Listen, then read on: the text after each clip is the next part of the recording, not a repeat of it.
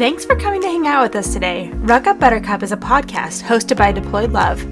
We chat about real things that military families deal with and help you to love the call to action. So you know the drill. Ruck Up Buttercup.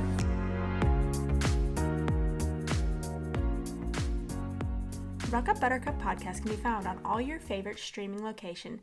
As well, we are now available on Reach Across America Radio on Fridays at 11 p.m. and Sundays at 1 p.m. Eastern.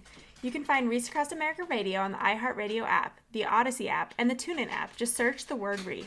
Can't wait to see you there. Hey everybody, welcome back to another episode of Ruck Up Buttercup. We are here with a really fun guest. We have Jana Arevalo.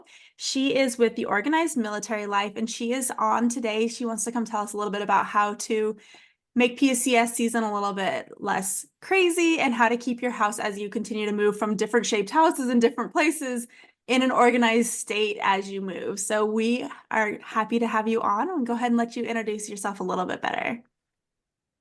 Hey guys, I'm so excited to be here. Thank you so much. So my name is Jana Arevalo, and I started the Organized Military Life a couple of years ago.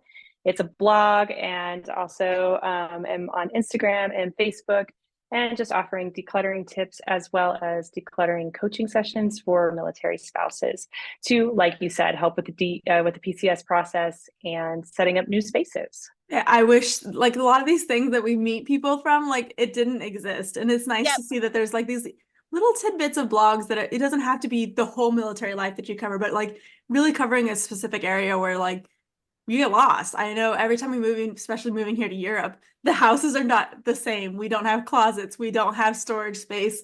So a lot of it's like, where does anything go? And it is chaos.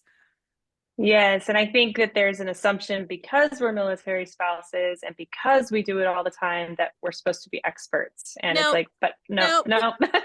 Like, have to learn it so many times, and that is not true.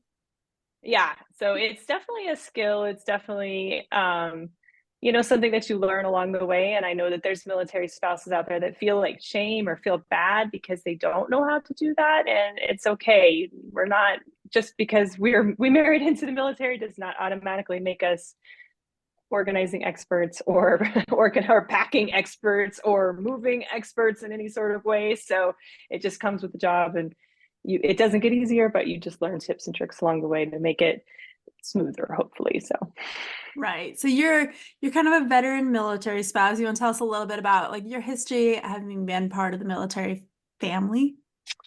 Yeah, so we're Army, and I married my husband 18 years ago, and he was already in the military. So I've been a military spouse for the whole time for 18 years. We originally met in high school, but didn't date in high school. We're not high school sweethearts. We kind of met afterwards. But then from there, we've been through 10 PCS moves together as a family, and Oconus, let's see, we went Hawaii, and then we've been to Guatemala, and then now we're here in Spain. So we've had some pretty cool destinations as the military family. Yeah, so kind of different stations. So a lot of different experiences and very cool experiences as a military spouse. And then we have 3 kids. So our oldest is a junior in high school. So she will graduate next year from the American school here in Spain. And then we have 2 middle schoolers, an 8th grader and a 6th grader. So that's always fun to navigate those middle school years. So especially moving and starting new schools.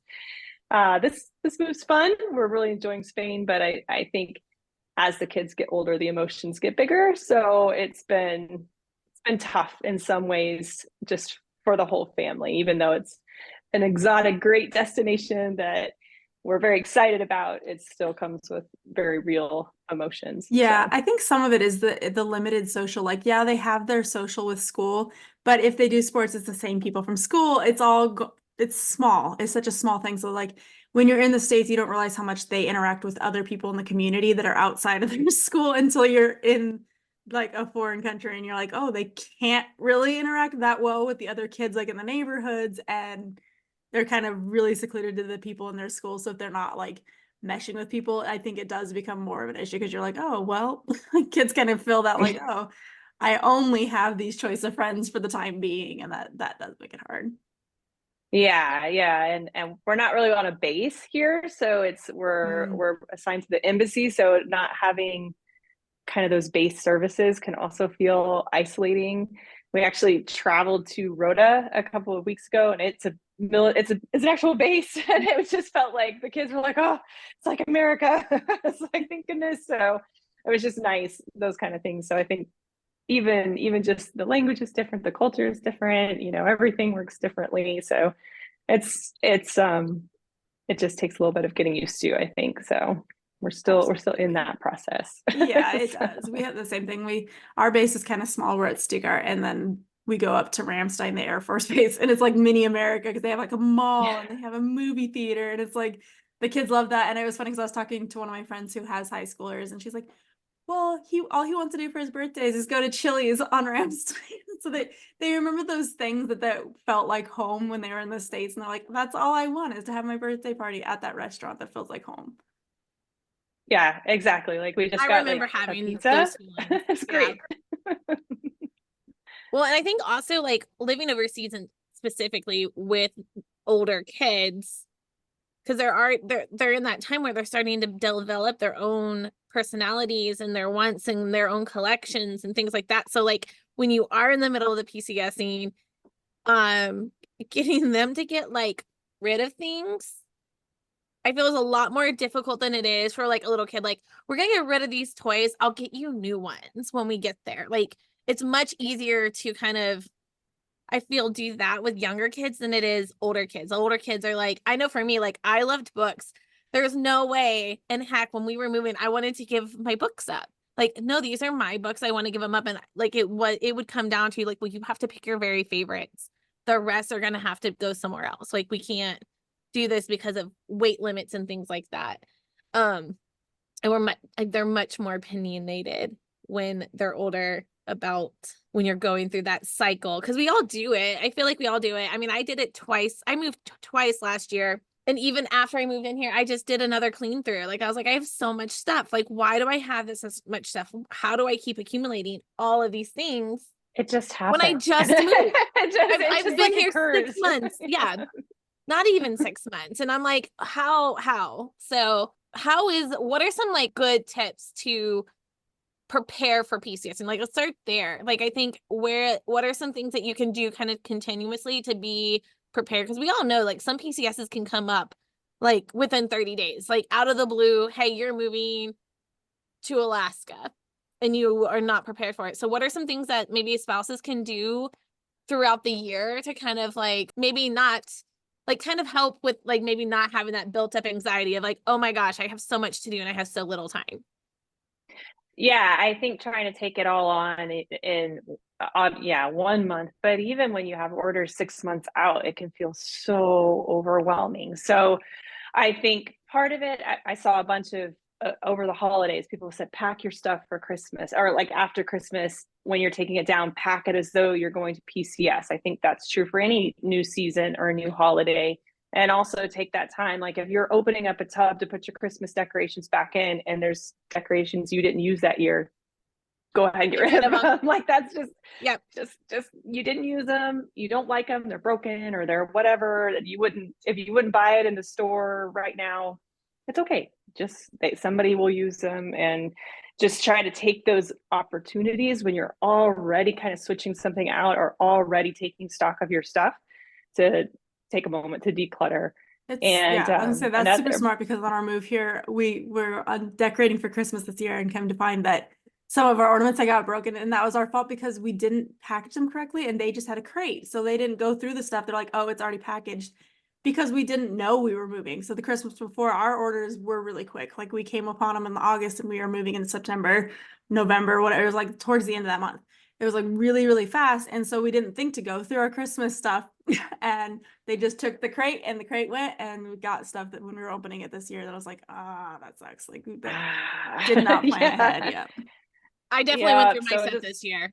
Like I got rid yeah. of everything that I didn't use. I was like, why am I keeping this? And I got rid of all of it. And it was like, this is nice. And now everything's nicely packed and ready to go. So like if we end up leaving earlier than we are expecting, then we're At least that stuff is good. So that's a great tip because I did not do that in the past, and this was the first year I did that, and it went really well. That tip is Yes. super amazing, and like I wish I had that tip before we moved, because they do, like Ashley was saying, sometimes PCSs, they are just very set in. Like we had full intentions of staying in North Carolina infinitely. Like there was just no hint that there was going to be a move in the future, and then all of a sudden it came down like, hey, this contract's coming up, we're gonna move to it. And yeah, I wish I had, and I think luckily we haven't found a whole lot of anything else that's been broken, but there were a lot of things that were in crates, and it's like, thank goodness most of it got here, because that's one of the things with PCS movers. If you have it prepackaged, they don't look. They're just like, okay, this one's already in a box. They just say it's box and they tape it up. Yeah, I know that it's changed so many times, but I think that is more the norm now. It used to be like they would repack your tubs. They would like open it, go through it, and repack it. You're like, no. Like I already don't like do that. They would, but yeah, for sure. Because I feel like in the past, like even just maybe like even 7 years ago, like if you had anything packaged, whether it was Christmas decorations or you packed something up, they did open it and either took everything out and put it in one of their boxes, or at least look to see what it was in to make sure it was stuff that could be packed up and put on their containers. And this past move for me, and we have a bunch of like totes that mostly is holiday decor and stuff, and they didn't look at all. They just wrote they wrote how many totes we had, and then they wrote that they just taped them. And so I feel like that's also kind of a, like if anything's broken inside that tote, they're not responsible for it though. And some will go as far as writing like packed by owner. Some don't. I feel like ours have generally been kind of lazy. not in a bad way, but like I mean, I feel like ours err on the side of like but I have heard that people will put on there like packed by owner, they take responsibility, or like you have to sign off on it. We haven't personally seen that, but I, just be careful of that kind of thing. If you're like, no, because I had to tell a couple, I was like, no, that all is fragile. It needs to be packed. It needs to be wrapped. Like I did not do that. So please do that, especially coming here to this move. So that would be probably one tip, is just switching over the seasons, and every time take that opportunity to declutter, so you can almost like check it off in your brain. Nope, I already did that. I don't have to go through that. That one's fine. I think another big one would be your paperwork. I think that's where people get really overwhelmed, and really kind of, it can get overwhelming to keep all that stuff together. So to make sure that you not only have hard copies of what you need hard copies of, but then also digital copies, because more and more this move, especially, a lot of people accepted the digital copies. They were like, sure, just email it. And so I would have it right there on my phone, boop, and send it over. I was never offered a digital copy. I will say on top of that, take photos of the top copy, because those under copies that are your copies are barely legible. And that was kind of our issue, is we couldn't, like, they gave everything and we had a couple things that were missing from this move. Thankfully it wasn't anything major. But we couldn't read. Like we couldn't read to see where it was or anything like that. And then encourage those whoever's doing the inventory, like writing everything down, like they actually use detail. That was another issue what we ran into this past year, was like they just put like kitchen stuff, but they didn't mark in it like air fryer, toaster, things like that. So when we went to go do a claim, they're like, well, and I was like, well, no, well, here, this is the picture of the damage. This was not that way. You guys wrote down all the damage before you left. It wasn't damage. So this will be, just because they didn't write there was an air fryer in this box, that's not my fault. So I definitely learned that there's some really cool things as far as like inventory, some cool like QR feature codes and things like that if you want to get like real down to the nitty gritty. I don't, because I think that would just stress me out. And trying to be organized and trying to do that, I think you can go to a level that it may not, it's your comfort level, but they do have some really cool things that you could like, boop, take a picture and it'll list out the whole, like what's inside the box and all that. But it's very hard to do if you have people packing you up yourself and they're doing it so rapidly and quickly. So those probably are better for like a Diddy move or something like that. coming overseas that I couldn't, there's no way you could be in all the rooms you at had once. people in like all different types of rooms. Yeah, there's no Yeah. way to kind of really keep up with it. Yeah. Yeah. It really, and they don't, yeah, they'll just kitchen or whatever. And so you're kind of like, well, I hope that it is what it is. So This is just so fresh in my brain because we PCS 6 months ago. But the other thing that I noticed over all of our moves is also like each company is very different in terms of like what they do. So like I have a lot of antique furniture, and so I wanted it listed as like this is a high value thing. And this past move, they're like, well, we can't put anything unless you have an actual appraisal that it says it is worth this price. And I'm like, it doesn't matter. I just want it notated that this is a antique piece of furniture and that, if it's damaged, like I just want it noted that the whole company should know that this is not going to be easily replaced if you damage it. yeah. And then we even had like a grandfather clock. We told them when they called us for our initial thing, and they never sent the person out to, like, they had to send out a separate person to package that item, and they never came out. So like we kind of were just like, well, we'll take the mechanism out ourselves because it didn't work. It's just there for pretty. But they were like, okay, well, we're gonna put on here that you guys did this, and we're like, well, we have to do this because you're taking the stuff today. You guys didn't do this. Like you didn't send the person to package this up per your company requirements.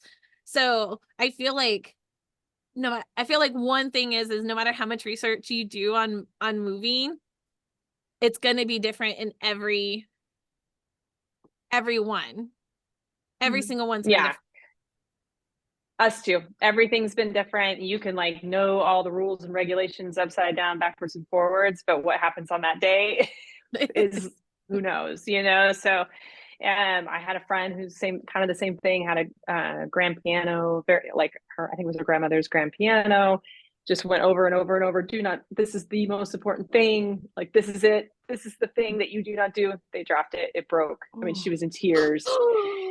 No. And I think had she done it again, she probably maybe would have like hired somebody special to do it. But like, how are you supposed to know that? And how are you supposed to plan for that? And so it's like, there's just certain things that I hate to say, but it's almost like, I don't know. I think that's where I felt like I kind of came in as a decluttering and like for people's stuff, because it's just like you have to almost have this distance with stuff as a military spouse, and they ask you to just kind of like, and it's like every move. It's almost like it's not fair, right? Yeah. It's one of those things where like you also are like at the same time like, why have really nice things when you know that there's the possibility to have like them ruined or destroyed and then not get full funding back. Like every move we have, like I have this one piece upstairs that was my grandmother's, but it has this bubble glass that like there's no way, like if the glass gets broken, there's no way that I can get it fixed. They just don't make glass like that anymore.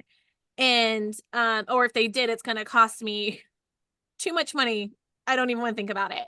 And every move I'm always like, this has to be like, I don't care if you wrap 30 blankets around it, like you're wrapping 30 blankets around it. Like if you break this glass, this is the one piece that I want to like survive.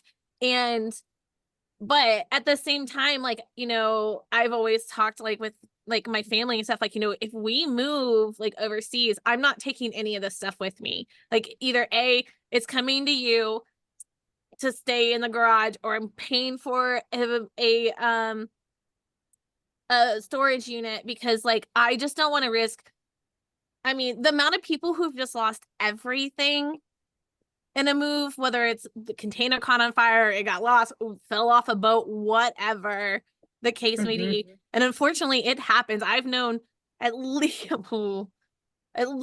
5 people, and that it feels like a lot of people. Like I've personally known who have lost their entire household stuff in a PCS move. It happens, and it's tragic, and like in a way that you probably can't explain to people, and it's just like one of those things that they kind of expect you to just handle or be like okay with that possibility.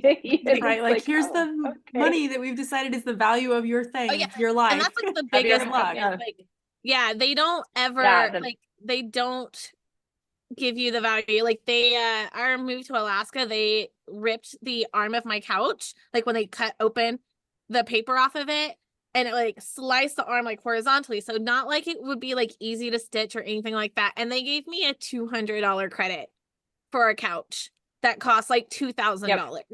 And I was just like, you're lucky that this wasn't my main couch. And like what I ended up stitching it because we were E4s, like you didn't have money to buy a new couch, so I stitched it and then like laid like just a blanket laid over that arm for like a solid 2 years.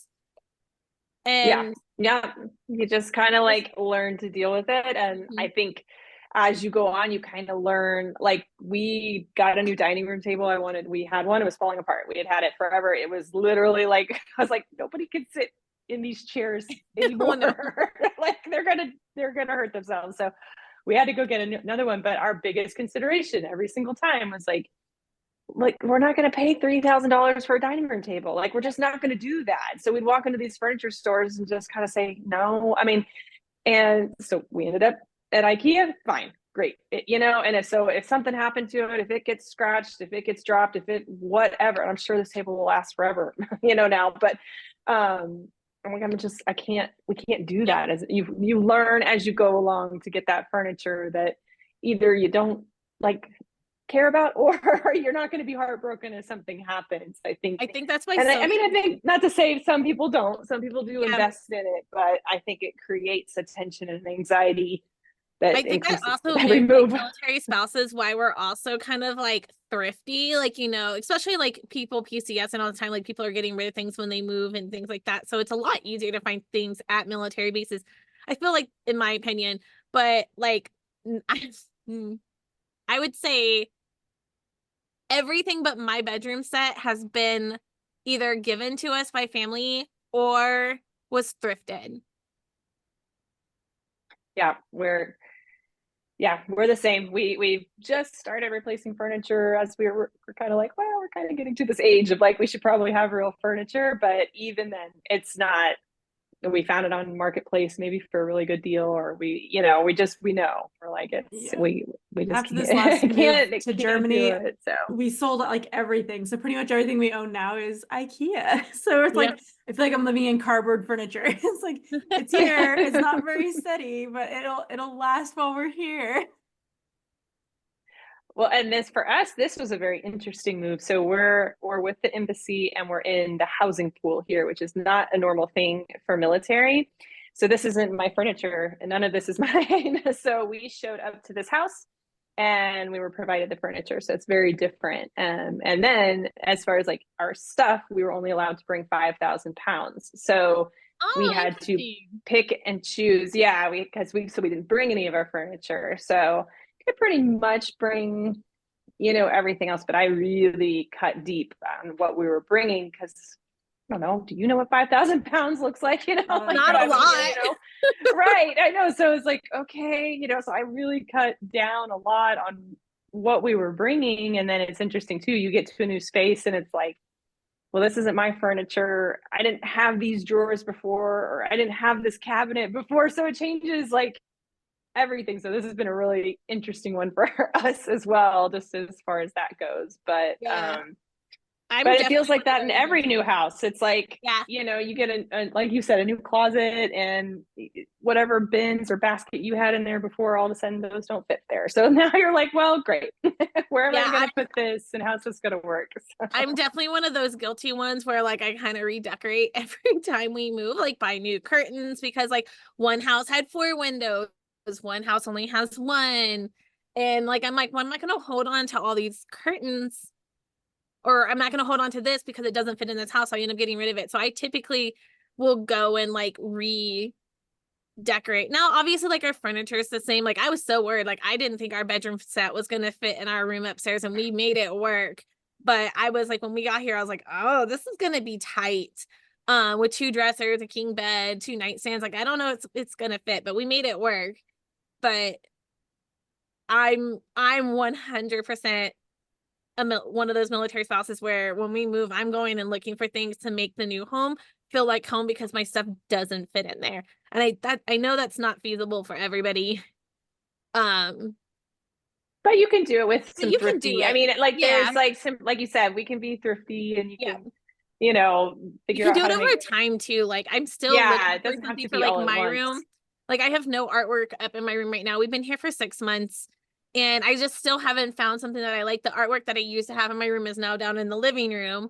And so just because of the space. And so, you know, I'm still looking for something, but then at the same time, I'm like, we're probably going to be here for another year and like a year and a half, maybe shorter. And some kind of like, maybe I should stop looking for things until our next move. But anyone who knows me personally knows that I like to shop, so that's probably not going to happen. So yeah, but it's hard. I mean, like you said, like you'll have this big giant wall in this one house, and then you get somewhere else, and it's like it's just So you have to become kind of crafty with what you're doing and how you're setting it up. So what are some of your tips on yeah, like very, managing very that? I know interesting. you talked about like decluttering. I mean, that's obviously a huge thing is like get rid of it. If it doesn't fit and you don't need it, then also yeah. get rid of it. But do you have other tips that are really, And really good for that new transition into a home? I think kind of I was touching on a little bit, but if you are going to buy bins and baskets, containers, and all that stuff, you don't need to buy bins and baskets and containers always. Sometimes good decluttering can do it, but if you like that and you like some good containers like that, just try to buy them where you think you can reuse them in different spaces and in different places. So if it's very, very specific to this one bathroom and it's kind of a weird size, I don't know, I'd almost pass on it and be like, well, or just consider, could I turn it? Can I use it this way? Could I use it in the kitchen? Can I use it? So if you're those kind of things, they can add up, they can be very, very expensive. So that would be probably one of my biggest things. I have baskets here that I used when my 17-year-old daughter was a baby. Like those were her baby clothes baskets. And in every house, they've been something different now. So they've been, they've gone from the kitchen, they've been in laundry rooms, they've been in pantries. And so I think those kind of things, be mindful when you're buying those kind of things, because they will switch. And also buying things that won't break, like we were talking about. Yeah, I was going to add that Make sure quality they're because I think a durable. lot of people Yeah, the go to, quality. and I did it, would go to Dollar Tree and get the like plastic ones. And I'm like, this is great. And then it gets dropped by somebody and it's got a crack down. And so you throw that one away. You can't get a replacement because Dollar Tree changes their stuff every week, like the different colors, different whatever. So I wish Yes. I'd gotten more woven baskets to start with because eventually I end up having to just replace them into that kind of system. Yeah. So. Yeah, and same with like Tuesday Morning or Marshalls, or I love TJ Maxx. Like I miss all those stores so much. But like you said, you'll find two baskets of that and there's nothing that matches and you won't ever find them again. And there's some random brand or something like that. So more, I mean, if you're in the States, like Walmart, Target, they're going to have like the same brands, the same sizes, the same thing. So if something does break, you could probably easily replace it where you don't have to replace the entire system of what you were using. And then another thing is kind of ask yourself, what is your organizing system? What's the best organizing system for you? And for some people, it's going to look different for everybody. So some people like to get down to the nitty gritty and they're only calm and chi, if everything is hyper micro organized and they have categories and labels on everything. And some people that would not be manageable, or they would not be able to maintain it, and it would just be adding stress. So make sure that you're kind of asking yourself, well, like what really works for me and my family. For me, I am not a hyper organizer. I'm not micro organizing because my family won't find it. If I put it in a bin, even if it's labeled, I mean, they're going to open a door and be like, I don't see it. They do that anyway. Yeah. So I have to kind of like create systems that my goal always with my family is for them to not ask me. So if they can find it without me asking, or without them asking me, I'm good. I'm good. So my kids, I'm not gonna take my like energy and file fold all their clothes and make them perfect. And nope, we're not doing that. And I'm so like those kind of things I think would be going into a new move or coming out of a house kind of so you can set yourself up for success on the next one, you know, like don't go into it thinking, well, I'm going to be the home edit in this new house. And Right. so you start in on these projects and then you've just done nothing but create stress for you, for your family, for your spouse, because they can't find anything. So just kind of be realistic, take stock of how your family operates, and Yeah, because we all the operate best way to do differently. that. I think, yeah, because mine is I like baskets, but they have to be for very specific things because otherwise everything in my mind is if it's out of sight, it doesn't exist. So then it's like I don't know where it is. If I stuck something in a basket just to toss it out so that nobody can see it when they come to the house, days later I'll be like, where did that go? I know it was on the couch last I saw it. It is just gone from my mind. So we are a little bit cautious about baskets. It kind of stays to like the things that need to stay out of sight. Like you're talking like swimsuits and stuff like that, where it's winter, that goes in a basket. That's fine because I know what's in that basket, but I'm not going to be looking in it regularly. So we minimize our storage, things like that, and everything is kind of a lot more visible. You guys can't see behind us, but like even our board games are just like on shelves where it's open because then everybody can see and know what's there. Yeah. Yeah. Yeah, because your kids won't play with it or they won't use it if Yeah. it's, I mean, it might be beautiful, and so, and I mean, and that too, like if that again, if that creates calm in your house to have that aesthetic, and you know that, go for it. There's nothing wrong with it either way. It's just you got to be realistic with, like you said, if you can't find it and nobody in the house can find it, then Well, I did something like a little bit opposite. So I had like those like plastic drawer like tote things, like storage, like the plastic ones. Mhm. For like all of our art supplies and like things like that. And we had to keep replacing them because they kept getting broken because they're not sturdy. And so I was, right before my husband went on this training thing, I was like, I've got to get this stuff organized because right now it's just all these like drawers just stacked up and can't find anything, things like that. And I was like, well, maybe I'll just get like an old dresser and store it that way. So like it's out of sight, but I know where everything is. And then we were like, well, let's change that because then we still don't know where it's at. We still have to dig for things. We don't know what's there. So we ended up doing like a garage shelf and then doing little bins so all the glues in a bin, all of the fabrics in a bin, all the paper, like craft supplies are in a bin. And so now it's like, Mom, I need paper. Great. Go grab the paper bin. Go grab the marker bin. Go grab the paint bin. And so it's so much more organized and it's not like falling, like that's all, like you can't see it, but behind me is a curtain and behind the curtain is like the shelving with all those bins on it. And it just worked out so much better. And I was like, why haven't we done this in the past? Like it's just been drawers. The drawers get too heavy, they break, they crack because there's just so much stuff stuffed in there. We're a big crafty family. So like that's kind of, we have a lot of craft supplies. And so, but I also went through it. Like I should have gone through it before our move. I did go through it before I moved, but I didn't go like through it. Like I just kind of took out like the things that like we just weren't usable anymore. And so I had to go through it again. I was like, I got rid of like a whole trash bag of stuff. So I'm like, this is just not usable or we won't ever use this. So like either taking it to scouts to donate it for if it's a craft supply or finding a different use for it where it's no longer in my house. And it felt great because it wasn't causing me stress because like the clutter was causing me stress. So you do have to do what's best for you. Like what works for me isn't going to work for Sabrina. And what works for Sabrina isn't maybe going to work for someone else. So like you do have to find your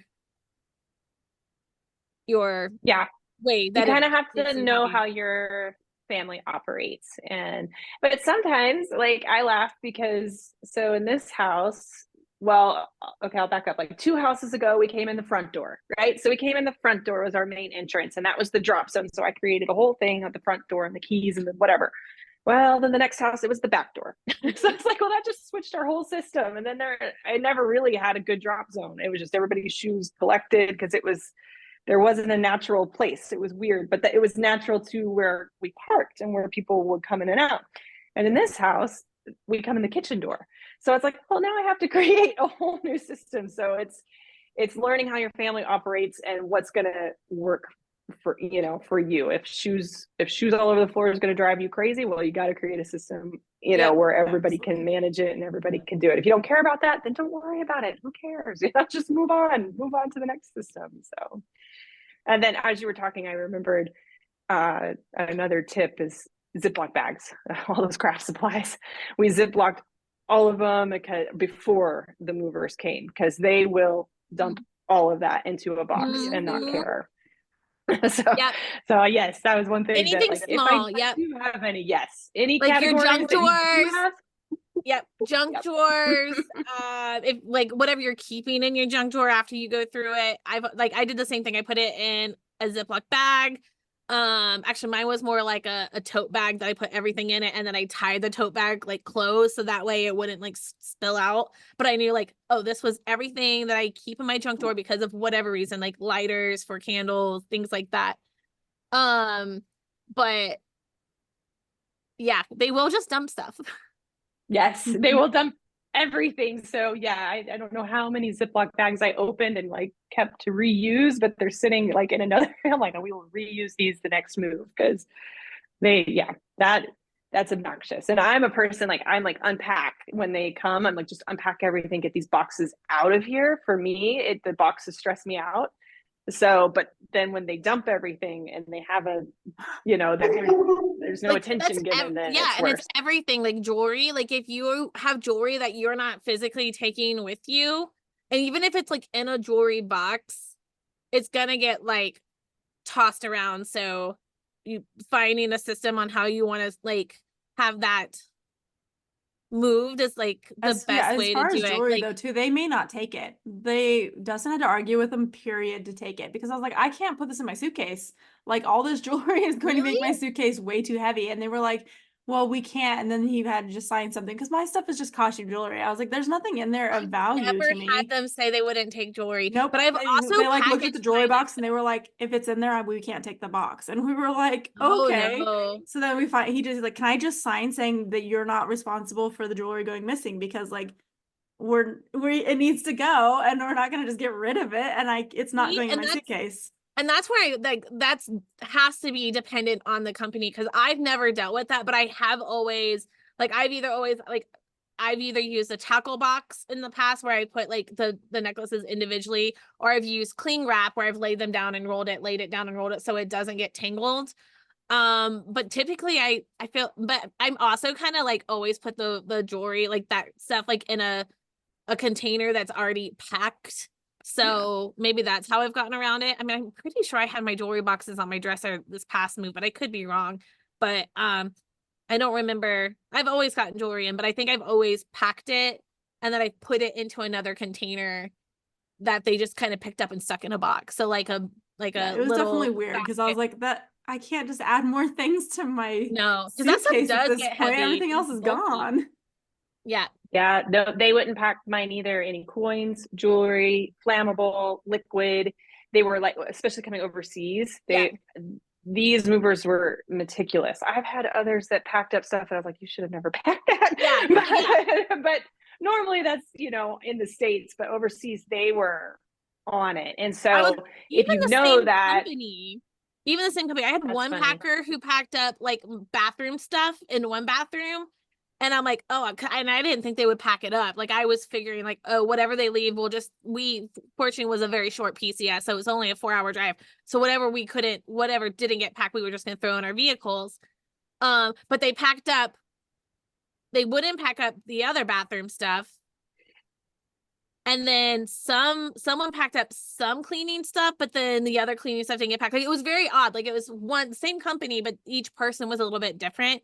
So I was just kind of like, whatever, but like it is what it is. But typically I normally take any of the liquids out just because I've had spills and I've had things like, I think I had a whole thing show up like just smelling like vinegar, and I was like, oh, and then and I had another thing covered in like the Scentsy wax or whatever, and I was like, oh yes. Especially longer moves, like if you're moving where it's gonna have to sit in a truck, especially during like summer months, if you have anything, candles, things like that, where it's likely that they could melt, it's safe to either just give it to a friend and restock up when you get somewhere, sell it if it's a new candle, sell it if it's something new. But it will ruin your stuff because it's gonna melt, it's gonna get jostled, and it's gonna go everywhere.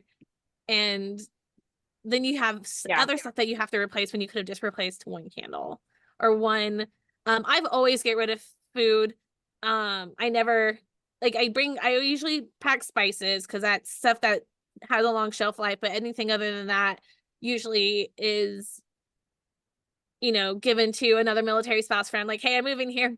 Yeah, our neighbors. I feel like it's always our pantry. neighbors or our really good friends. Like they get plants, they get cleaning supplies, they get extra food. It's like, man, here it's like Christmas. You get to anything that's in my house that's left, you can just take. Yep.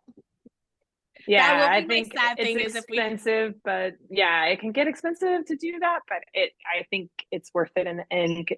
If you do have a spill or you do have something like that, you don't want to deal with that when you get into a new house. You don't want to have to be cleaning things or doing things on top of everything else you're going to have to do. So, yeah. And then there's like kind of knowing what you can and can't take, like plants. Like plants aren't something that they'll pack. And that kind of, if you're not moving very far, I would keep my plants because I love my plants. But yeah. So I thankfully my kids went to my in-laws during our move, and so I was able to put all of the plants in my vehicle.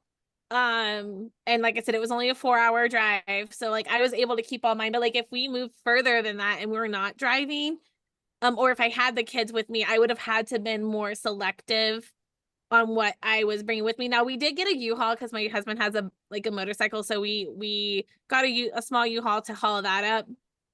So I could have put the plants in the U-Haul, but I ended up just putting it in my car, so I knew that they were safe.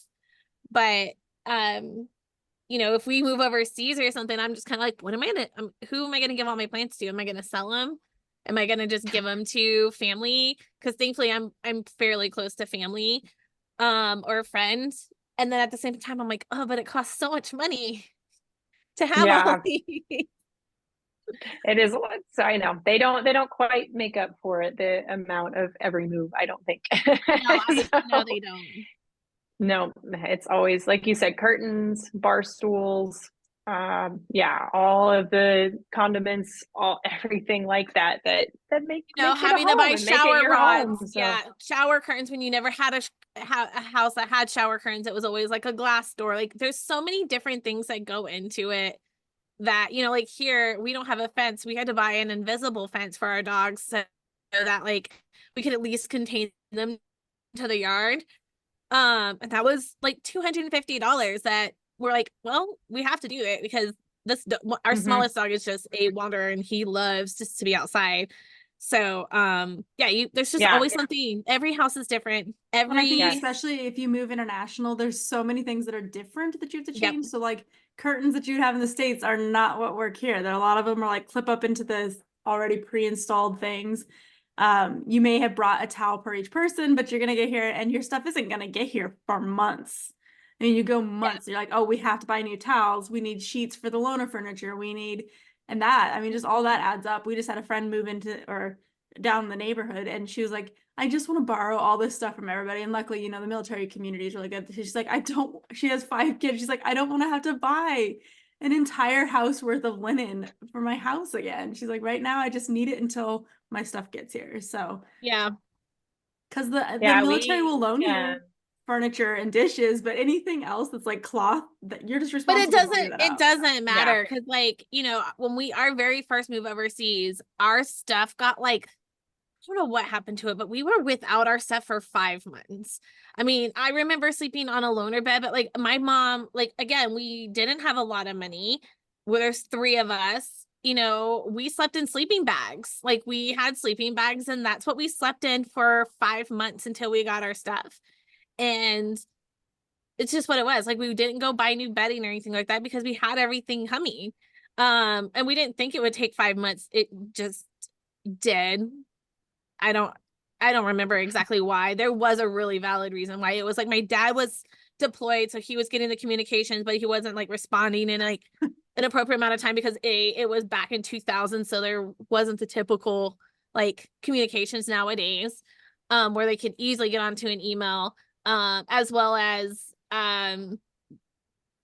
just transit issues. Like that's another thing, and there's so many different things that can cause delays. So you have to, I don't know. I've always gotten with the mindset that like I know like my next move, I probably want to update my towels just because all of my towels are just kind of like starting to get to that like stage where it starts to become like wipe up the floor when there's like a spill, the dog's towels when they get out of the bathtub type of thing. And so I always kind of have that mindset. Like when we moved here, I knew I wanted new curtains. They weren't fitting, the ones I had weren't fitting my vibe or anything like that. So I knew that that was already something that I wanted to do. So I had already started either when I knew we were moving, buying those, or having that money set aside, going like, I know I'm gonna have to buy this when I move.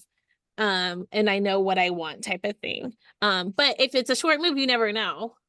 Like you don't know, you don't have time to save up those funds and stuff like that.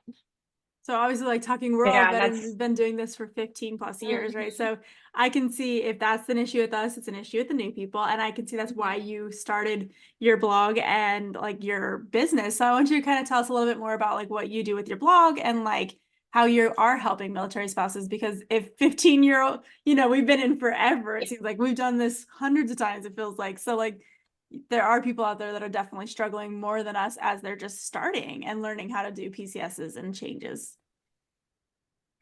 Yeah, so with the blog, it's mostly decluttering and organization tips, and I love writing about it. I kind of like digging into the digital side of things too, and just getting organized digitally. It's kind of a new thing for me, so I love sharing all of those kind of tips. Because becoming a blogger, I had to get on the internet and the computer and use all of that kind of stuff more, and realized how out of whack my systems were. So I'm always learning and then sharing that. But as far as virtual decluttering sessions or declutter sessions, I can help people, just simply kind of create calm or create a list if they're PCSing, because you get all of those plates spinning in the air and you have so many things going on, you don't even know where to start. So with experience and with those kind of things, everybody's move's different, just like everybody's space is different, but I can be a helping hand through that if somebody really doesn't know where to start or is really having a struggle with letting things go. If they're feeling overwhelmed, if they're feeling, I don't know, some sort of shame about their stuff, or feeling like this is too much to start or to implement. Because I think it's real easy for us to say, yeah, you just do it. You just go, you just put it on the truck and go. But I think there are people out there, and there are military spouses out there who do struggle with clutter and who struggle with overwhelm. And it's not talked about a whole lot, again, because I think we're expected to be these soldiers in this whole thing and be able to do it and be able to turn around a house and whip it up in 2 weeks. And there's people that do struggle with that and don't feel like maybe they don't have a place in that or don't have a voice in that. So, and I can help, declutter with that, and have helped military spouses to get a hold of, how do I let go of this, or how can I make this decision? And maybe for some people, it's also having a conversation with their families of, no, do not give me more stuff, because we are a military family. We're going to be moving. I had one client that she had several family members pass away. And so it was out of obligation. She just kept their stuff, and it was causing, money, because they were overcharging. They were over their weight allowance every time. It was causing strife, with the spouse and the other family members, because it just had way too much stuff. But that's a real emotion, of course. Like, it feels horrible to get rid of somebody's stuff, when it's like you're holding on to a piece of them. So I think, and then I think for military spouses too, you leave your home and you leave those memories and you leave your life. So stuff can very much feel like you're holding on to a piece of that, where, I can kind of help guide through and say, the memories are always going to be there. This one shirt or this one picture frame is not going to replace that memory. It's just, it's just a part of it, but letting it go is not going to make that memory go away. So I think that's where coming in and kind of helping with those kind of emotions, as a person who's gone through it, and as a person that has moved 10, 11 times and can tell you it's going to be okay. It's hard and it's a struggle. I can see the service being super helpful, because we've met over the last 4 years of the podcast a lot of women who have become part of the military community a lot later in life. So then they are having had already these houses that are established for a long period of time, where we came in as teenagers, basically, we've been a part of it the whole time. So I learned the first PCS from Hawaii to Germany, get rid of everything like that. We just knew to downsize. But there are some that are coming in and they're like, I have had this stuff since high school. I've kept it because it fit in the storage where we were, and these ones that are coming in. And I think, unfortunately, due to the circumstances of our world, there are going to be more people coming into the military that had been in previous careers, right? So they're going to have different lifestyle from a lot of us that came in and have been part of it for a long time. So I can see this service, like, they're just going to be a lot of overwhelm in a lot of different circumstances coming up, I think. I mean, I'm definitely, yeah, that's a really, really good point. Yeah. Yeah. Sorry, that's a good. That is a really good point, because there are a lot of, we have noticed that trend of like, there's a lot of later coming in who already have established households and things like that. And I know I was one of those spouses where like my grandparents passed away before I got married. So we were engaged and things like that. And we did get a lot of furniture from them, which was great because it helped us like not having to buy furniture for our own places, because we did, like, we are technically high school sweethearts. But and it took me way too long to let things go. And we were laughing because like I have my childhood like kids table, and we don't use it. It is so big and bulky, and it just takes up all this space. And I finally was just like, you know what? Like, let's just get rid of it. And my husband's like, thank the Lord.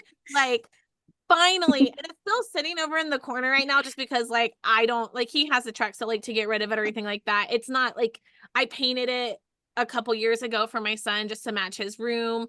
And it's just it's old, it's not very safe. And my mom made a comment about like, like, do you still have it? I was like, I do still have it, but honestly, like, my kids are getting to the age where like Claire, yeah, could still use it, but like, does she? No, like, it just takes up so much space, and it's always such a hassle to find a home for it when we move, because it's the size of a desk with 2 benches, and it's just so big. And so I've started to slowly get rid of some of the things that like I accumulated from my grandmother, because I took so much, because unfortunately she was a hoarder and she had so much stuff. And so over the years, like, I was given her dining set, like her fancy dining set. Have I used it once in the last 16 years I was married? No, I did not. So I finally was like, Mom, do you want this? I don't use it. She's like, yeah. So I took it up to her. I was like, what else do you want of this stuff? Like, I don't use it. Take it all. Like, the only thing I kept was the crystal rock glasses, because that's the only thing we used. And so like, it's okay. And that's it. That's, yeah. Offer it back to your ask family. yourself, like, yep, what is my life that I'm creating now? And even for those spouses that are coming in, it doesn't mean you're like getting rid of your whole former self or anything like that. I mean, of course not. But is your life and is who you are in your things, or is it, in what you do and how you make people feel and how like people feel around you? Because I would argue that that's probably more who you are than, your dishware or your china.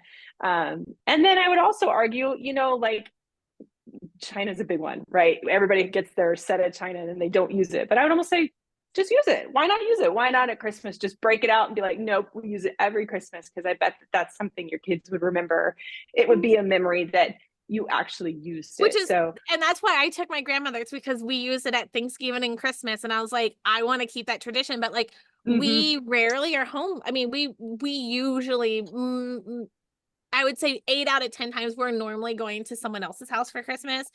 And then if we have someone come to Christmas, it's usually not anything like super big and grand like it had been like when I was a kid.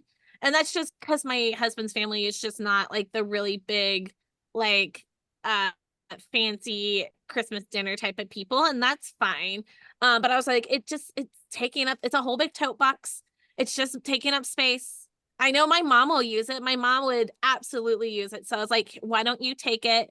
You use it when we come and visit and things like that. And you know, it's one of those And things that's such a where, gift. I mean, that's such a gift that you and that, probably gave her, you know, yeah, that she's like, oh, wow, I can use this. And it's probably a gift to yourself too, because you probably had some feelings about like, I don't use it. And it's in a tote box and it's yeah. taking up space. And I gotta be stressed about the movers moving it every time. And like, don't Well, break and they it. had I already don't use it, but broken don't break it.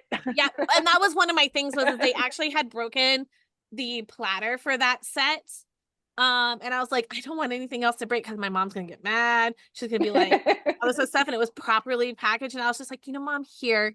Like I brought it up to her, like after we moved back to North Carolina, or actually before this move, I took it to her. I was like, hey, I'm coming up this weekend. Like I said, I'm thankful right now I'm close to my parents. So I like put it in the car and drove it up to her, and I was like, here you go. Enjoy. I'm sure she just stuck it in her attic, but it's at least in a safe space and it's not somewhere where You'll eventually inherit it right back. Look, my mother is my grandmother's daughter for sure, and I'm my mother's mother. And we like to thrift. We like to find things. We like to find a good deal. And that's one of my things where like this year I've been kind of like, no, we don't need that. We don't need that just because it's cute or we find a good deal. My mother has still not learned that lesson.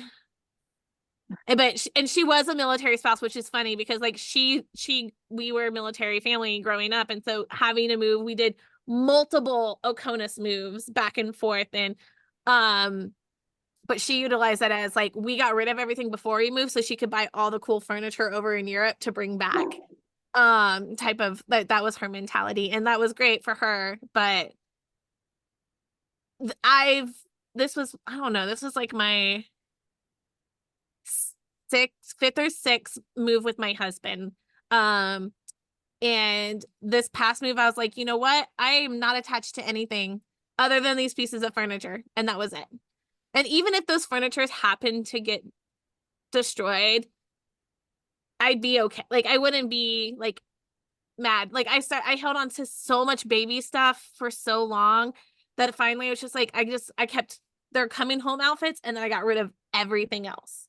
I do still have their baby carriers, but I've made the decision that I'm going to get rid of those. Like, there's no reason for me to carry on those baby carriers because there's going to probably be way cooler ones out when they have kids. So, like, I'm going to get rid of those as well. So, it's just kind of like it's sentiment for this such a long time, and you want to have things to give to your kids. Like, we had that option growing up, like, oh, this was your stuff when you were little. But it's just really not feasible for military families to hold on to that stuff because it just takes up so much room. Like as you collect it, it's so much room. So keep a small box of the really important things and then just let everything go. I love that you kind of do checklists because I wish I had a checklist for my first move as a spouse. It's very different growing up. Like I didn't have to worry about anything as a kid, but where to start, like what room to start in. And I always start in the kitchen because that's where I feel like I accumulate the most stuff is the kitchen and my closet. Kitchen and closet are usually where I accumulate the most stuff. So that's where I've always started with my decluttering.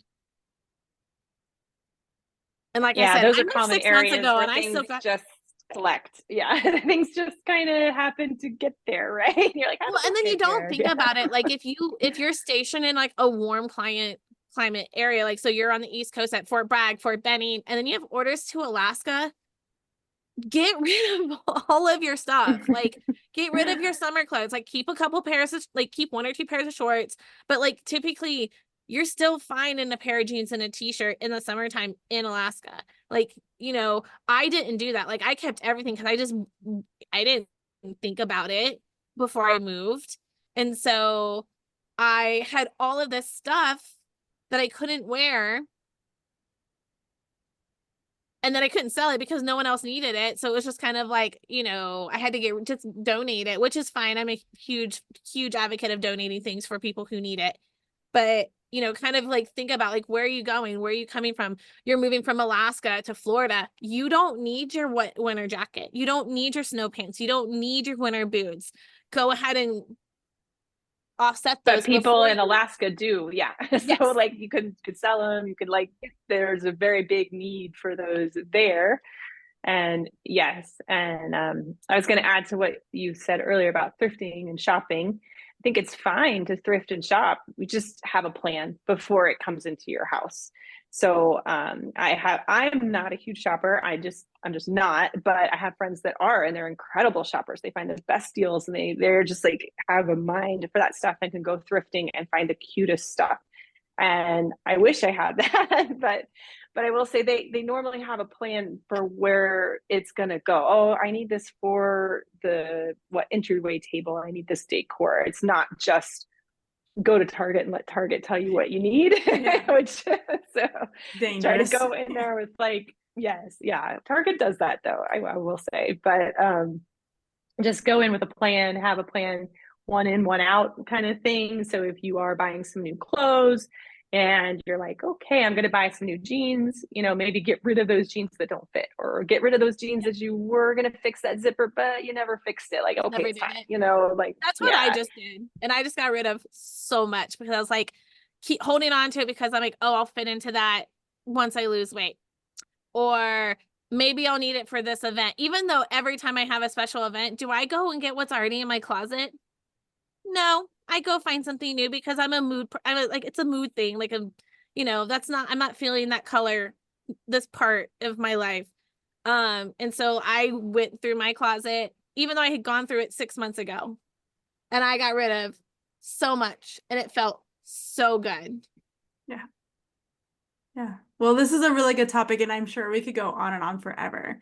But you guys need to check out Jana's blog, and that will be in the show notes that you guys have access to that. And then you also have access to her if you're looking for someone to help you through the process. She's going to be a great resource for you guys.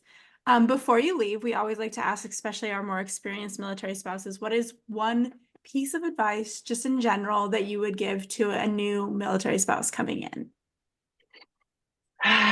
Okay, so I would say what I would have told my younger self.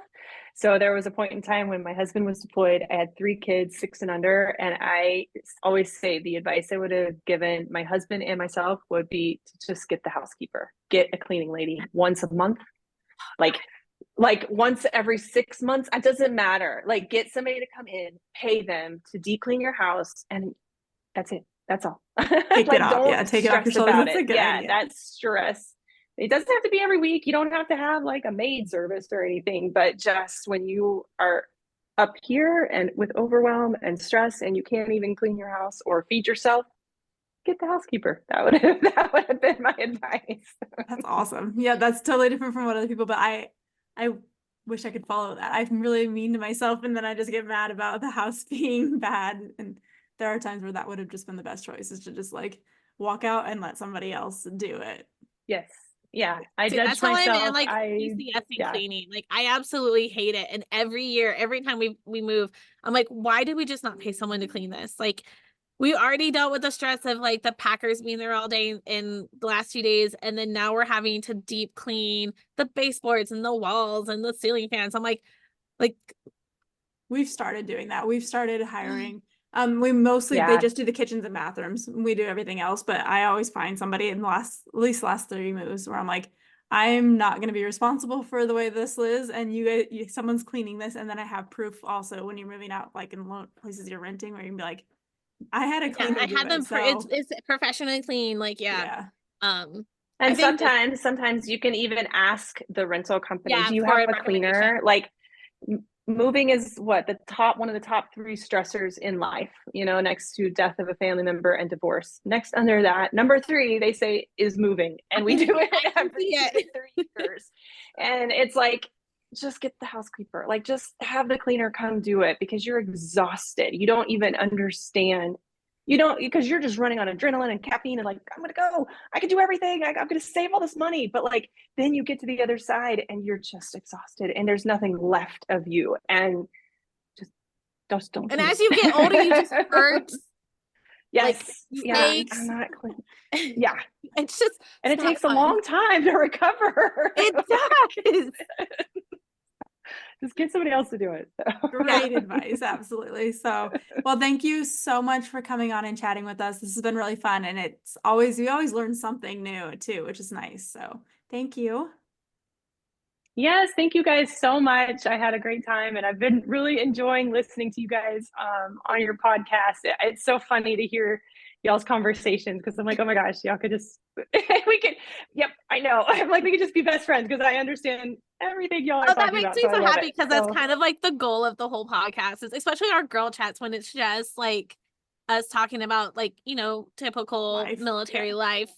Oh That's yeah, so relatable. It's so nice. It's such a good resource. Like it's like especially being overseas and sometimes we're not on base, we're not with the military community. So I love having you guys in my ear to feel like, okay, I'm okay. It's all gonna be okay. It's nice to hear too. So thank you so much. And everybody else, thank you for joining us and listening to this episode. We will have, of course, another one in 2 weeks, and we will talk to you guys later. So like we like to say, Ruck Up Buttercup.